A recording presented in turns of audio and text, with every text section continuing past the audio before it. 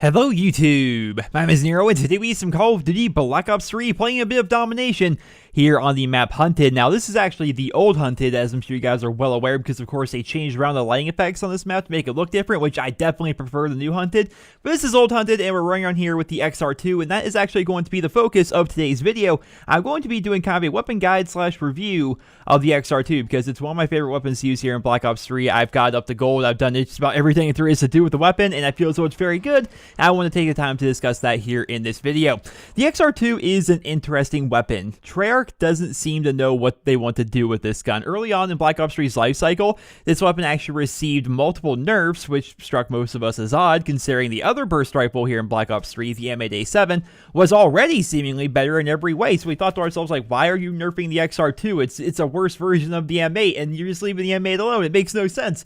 But since those early updates, Treyarch has actually been slowly rebuilding the XR-2. If you've been paying attention to the patch notes videos that I've been doing, every time a major patch comes out for Black Ops 3, I cover it in a video, and in every one of those patches, almost just about every one of them, you'll see the XR-2 actually receiving a slight buff in one way or another. The XR-2 that we have today is one of the best weapons in the game, in my opinion. It is as powerful as any other burst rifle throughout Call of Duty's vast history, drawing a lot of comparisons in my mind to the classic M16s from the early Infinity Ward games. As you guys know, I've been playing COD for a long time, and I've loved burst rifles for a very long time, going back to the COD 4 M16. That's the gun that made me fall in love with the burst rifle playstyle, and that is carried on all the way until today. It should be noted that while the XR-2 is a burst rifle, multiple pulls of the trigger actually aren't necessary. The experimental rifle 2, which is kind of what it's called, is an auto burst rifle, meaning that one pull of the trigger and the rifle will automatically cycle its burst for you. I'll admit I've been a slow adapter when it comes to the auto burst mechanic that we have here in Black Ops 3.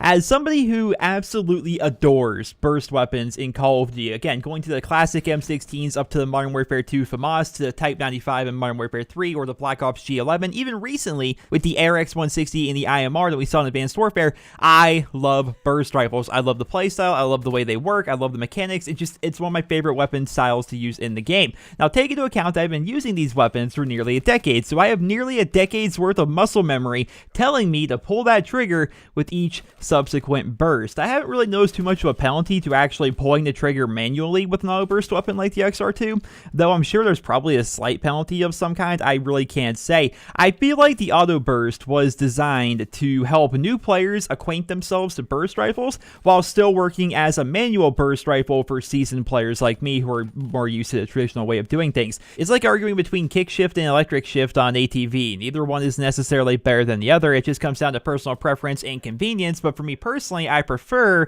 to pull the trigger manually, and I think the results speak for themselves. I do very well with the XR-2 and the M8A7. The XR-2 is an absolute workhorse. If you guys haven't been using this weapon a ton, which I definitely recommend you should at least give it a shot, it does massive damage up close or at range, and if you're accurate, it's entirely possible to outgun people even up close, even though this rifle is kind of designed to be effective at a distance and not so much close range. For this reason, I actually run Quick Draw on my XR-2. I feel as though Quick Draw is an amazing attachment on each and every assault rifle, especially here in Black Ops 3, where the game can sometimes be fast-paced, sometimes it can be chaotic. Everybody's trying to get dark matter, you know, so you have a lot more people running around with shotguns, a lot more people running around with SMGs, a lot of people running around with melee weapons especially, so you never know what's going to happen in Black Ops 3. You can turn the corner, there could be a guy there, or there could be a guy, you know, right down range. You know, it doesn't matter. If you're using the XR-2, you have the ability to take out that guy up close or that guy down range. It just depends on how quick your reaction times are and how accurate you are going to be with your weapon. The only other attachments I actually use on the XR-2 are high caliber and some sort of an optical attachment. High caliber kind of speaks for itself. It makes it so you do more damage with headshots, and this is actually very good for the XR-2 because it allows you to more consistently one burst people if you just so happen to get at least one bullet from your burst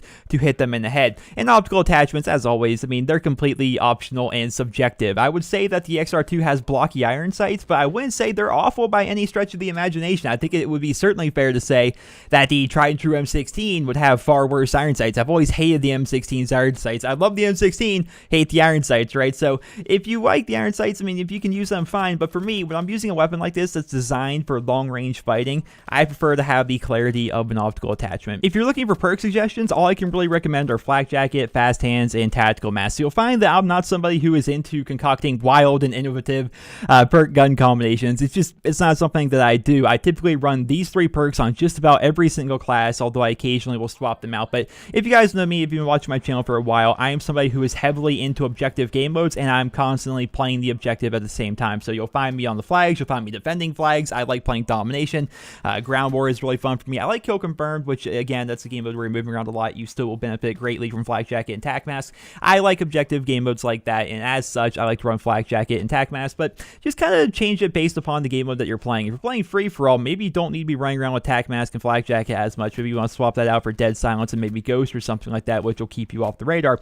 Just swap it out depending on the game mode that you're playing. But if you're looking to use the XR-2, I think a great place to start would be using the XR-2 with quick draw and high caliber and an optical attachment of your choosing. And that, ladies and gentlemen, is going to conclude the video. I feel so the XR-2 is one of the best weapons to use here in Black Ops 3. I have a ton of fun using it. I got it gold very, very quickly, and I was very disappointed when I got it gold and when I got diamond assault rifles, because I'm one of those people who's going for dark matter, and I feel as though if I already have a weapon category diamond, it's kind of a waste to use weapons in that category while I still have other challenges to complete. So I haven't been able to use this gun over the past week or so, and it feels a little bit disappointing because I really enjoyed my time with the XR-2. It's one of my top weapons used here in Black Ops 3. It's one of the weapons I have the highest kill death ratio with, and it's one of those weapons that I just have so much fun with whenever I use it because it's very powerful, and I really enjoy the burst rifle playstyle. Ladies and gentlemen, that is going to conclude this video. I hope you guys all enjoyed it. Drop me a rating and let me know your thoughts in the comment section below. What are your thoughts on burst weapons here in Black Ops 3, and specifically the XR-2?